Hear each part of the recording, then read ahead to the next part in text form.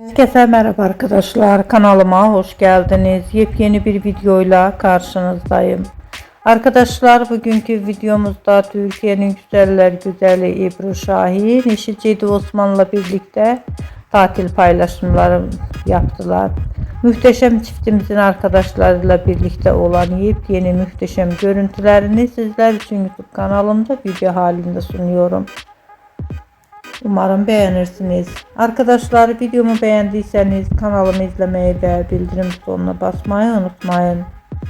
Şimdilik benden bu kadar olsun. Yeni videomuzda görüşmek üzere. Hoşça kalın, sağlıklı kalın. Umarım videomu sona kadar izleyeceksiniz ve beğeneceksiniz. İyi seyirler.